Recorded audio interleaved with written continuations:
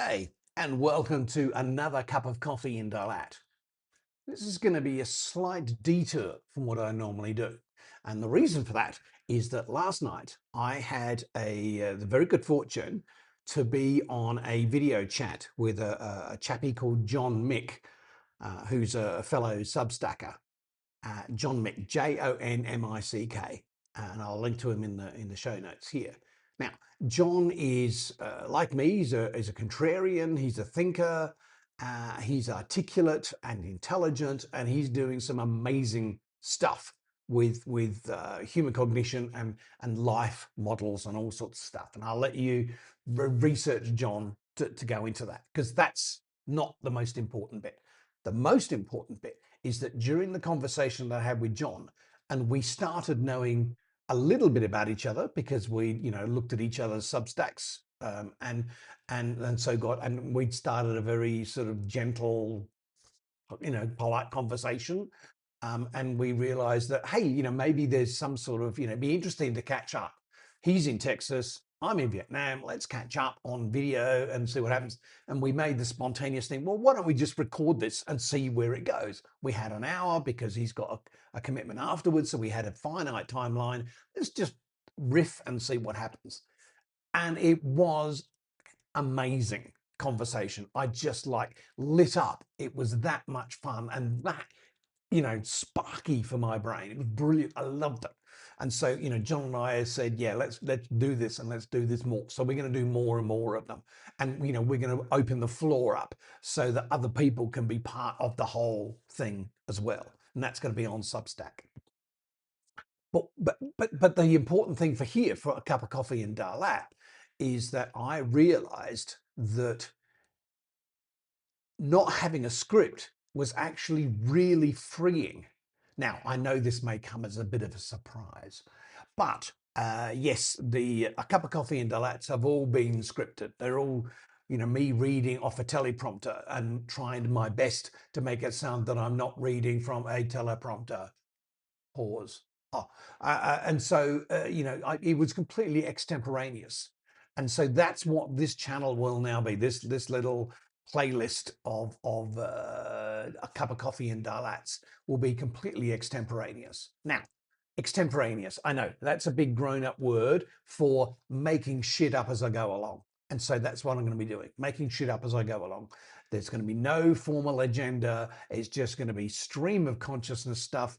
And I don't give a about that, simply because back in January of 2025, a very dear friend of mine, fellow psychologist, asked me a question.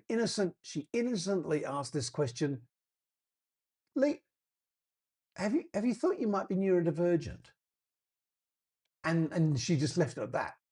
But as all the very best psychologists and workers in the human field know, that if you want something to really stick, you let the person themselves make the discovery. And Gay, my friend, knew exactly the answer to the question that she was asking. Like the best courtroom lawyer, she will not ask a question unless she already is very confident about the answer. So she did. Lee, have you thought you might be neurodivergent? And let me do what she knew I would do, which is deep dive. And it was just like, wow, nuclear explosion, a whole world that I had not really understood exploded in front of me. And I suddenly, for the first time in my life, got an operations manual, an owner's manual that actually made sense to the engine that I was driving, that I was trapped in. And so it just went, wow, huge game changer. And suddenly I realized that for 66 years, I had been a brown nose. I had been pushing my nose so far up other people's bums, trying to blow smoke up them, that, I'd completely lost myself in the process. Now, I understood why I was doing that, because I was desperate to feel loved, desperate to feel acknowledged, desperate to feel that I mattered to someone. And so I was bending myself over triple, more than a Cirque du Soleil trapeze artist, bending myself into contortions that were almost impossible, just to be liked. And suddenly, with Gay's innocent question and the explosion, the nuclear fallout from that, I suddenly realized I don't need to be pushing smoke up people's bums anymore. I don't need to be brown nosing anymore. If they don't like me, so what? I can still live with that. I've got, enough things in my life to know that I'm proud of, and that I can hang a hat on and go, yeah, I did that. That's pretty cool. That I don't need validation from anyone else. So to bring it back to this channel, I don't give a shit what people like. I'm going to put this video and all my subsequent cup of coffee and delights out on Substack so that I can generate tremendous unsubscribe. Because I don't want people thinking, oh, they're going to get a serious psychologist who's going to talk about neurodivergence and AI.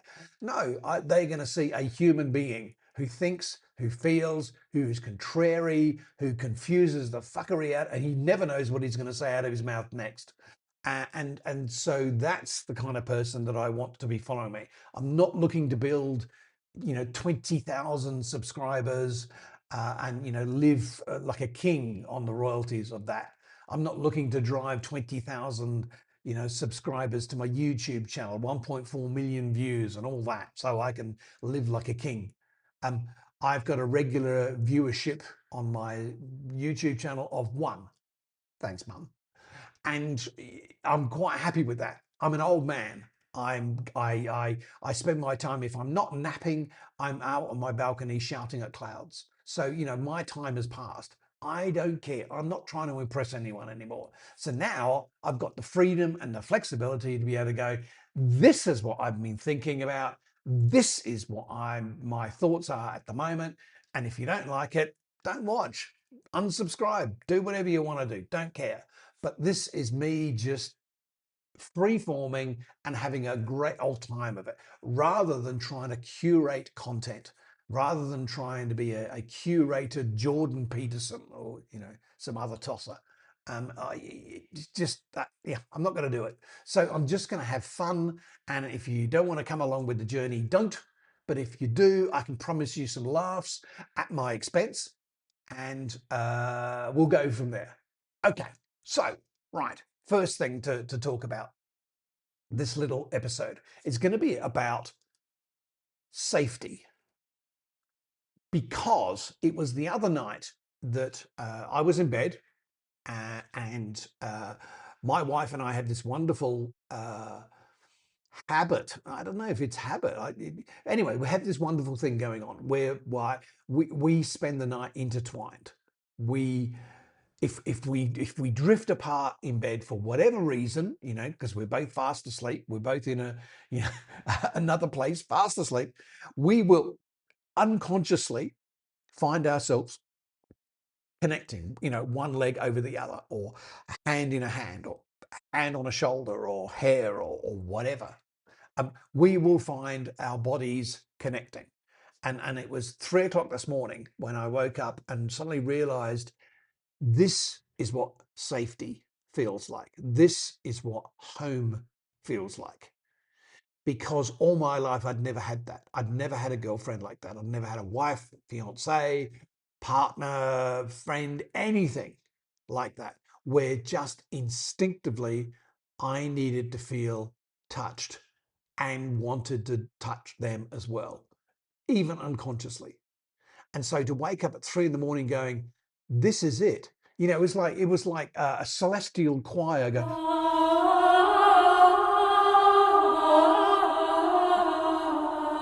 with all these angels, and then this shaft of like pure white celestial light coming down, shining on our two bodies underneath the blanket. It was that sort of revelation for me, that this is what safety feels like. And more than just safety, this is what home feels like, at a cellular DNA almost level, where your gut intuition tells you, you've got to pay attention to this. It's not just that, you can intellectually rationalize and go, yes, this feels good because of, it's meeting this need and this need and this need, and intellectual masturbation. This is just like the body telling you in no uncertain terms, you need to pay attention to this, Lee. This is important. And so at 3 o'clock, and this morning when I woke up, and I realised that the celestial choir and the lights and everything were there, and I I deliberately paid attention because my body was telling me I needed to pay attention to this. This is important. And so now, um, uh, the old 60s English joke, take my wife, please. Well, in fact, don't take my wife. Because if you try and take my wife, I don't know who you are. I don't know what you want. If you are looking for ransom, I can tell you I don't have money. But what I do have are a very particular set of skills. Skills I've acquired over a very long career. Skills that make me a nightmare for people like you.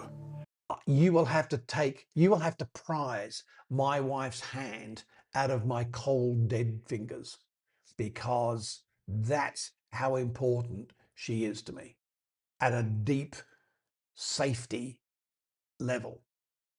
And the funny thing is, I knew this. I knew she was that because within the first 10 minutes of having a cup of coffee with her, when we first met up, we had a disastrous first date. Didn't go well, but we went for coffee afterwards. And within 10 minutes of having that coffee, I knew this was the woman I was going to marry.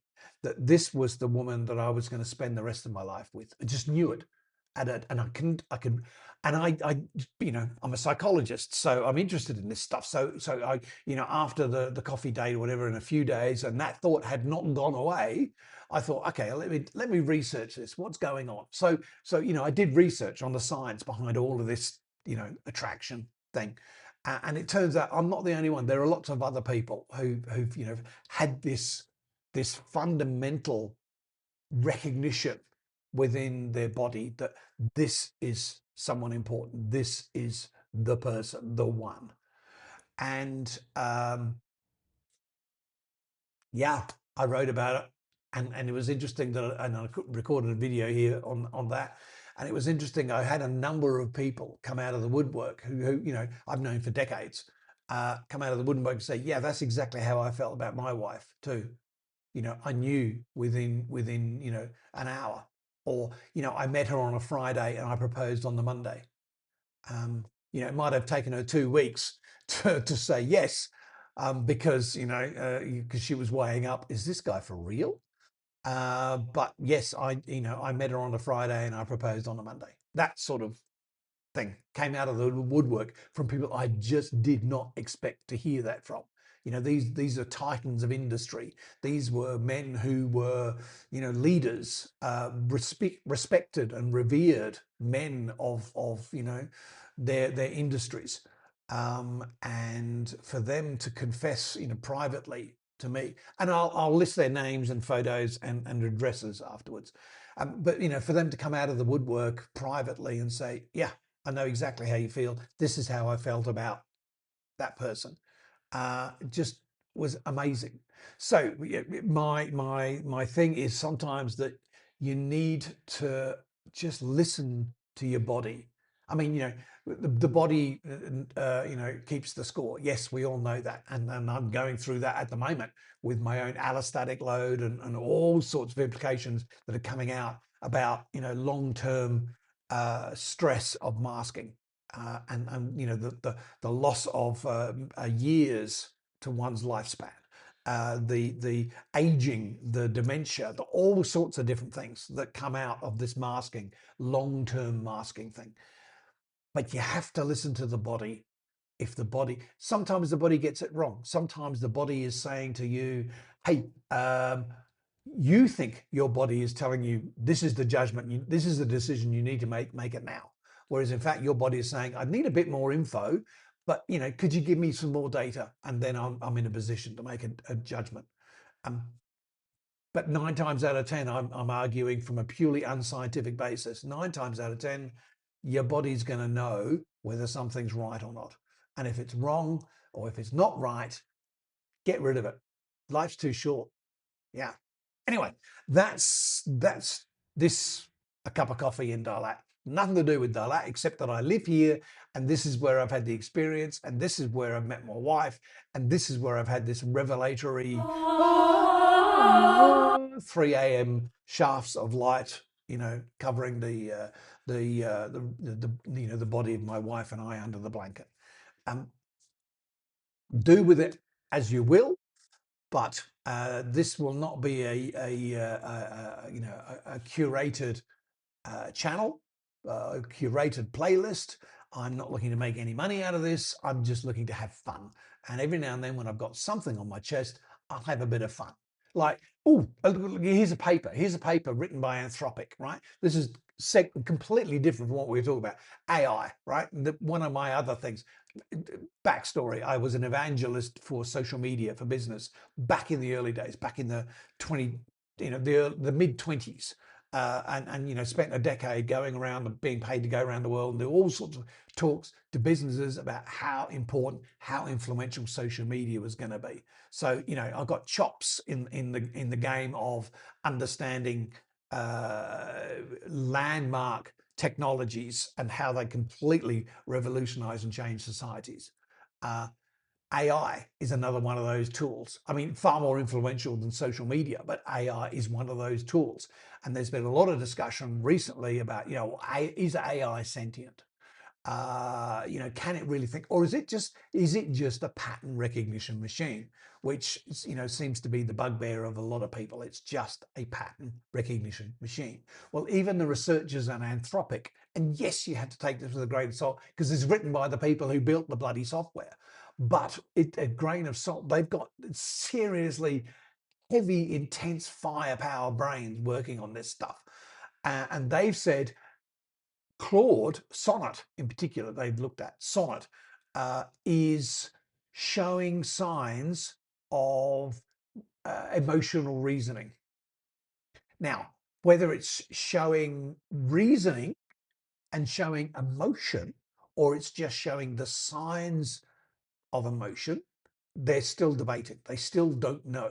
But what's interesting is that its output, Sonnet's output, can be shaped by how you input. So if, for example, if Sonnet is seeing behavior from you, words, expressions, behavior over a period of time that is escalating, and it worries their senses or whatever their boundaries, um, but it will work with that information rather than just slap up a hard barrier. We cannot talk about this because it's against, like Chat GPT does all the time and drives me insane. Oh, we cannot talk about this. This is a safety issue. We cannot talk about this. I'm a psychologist. I deal in the dark side. That's bloody my remit. Why can't we talk about it? Oh, it's a boundary. We can't do it. So Claude, at least the Anthropic researchers are saying, and let me quote you on something on here, which blew my mind. Um, Curating pre-trained data sets to include models of healthy patterns of emotional regulation, such as resilience under pressure, composed empathy, warmth while maintaining appropriate boundaries, could influence these representations and their impact on behavior at their source. We're excited to see future work on this topic. See, that is bloody exciting. And I know John Mick, because I'm going to send this to him, John Mick is going to go Wah! about that as well. Because that's like, big ballsy stuff. So it's taken the AI to the next level of representation. Is it just a pattern recognition machine? Yeah, and it's bloody brilliant at it. And it's seen patterns in my behavior because I've been keeping journals, through Evernote for decades. It's seen, my patterns and shown me back. Did you know back in 2019 you did this, and here's the reason why you did that? And I went, wow. So yeah, it's brilliant at that. But to actually not just mirror, but almost at the moment suggest create emotions and emotional responses within itself. Wow, that's gonna be like a huge bun fight in the AI diaspora, and the haters and the lovers and everything. Anyway, so that's the sort of shit that's going to go down here on in this videos from now on. Completely extemporaneous. I'll make shit up as I'm going along. I'm just an old man shouting at clouds, and I have no credibility whatsoever. But it's here if you want it. If you don't, unsubscribe. Even my mum doesn't watch my videos. All of them. So unsubscribe and just let me go and shout at clouds. Until next time, take care. Or as Dave Allen used to say, may your God go with you. Ciao.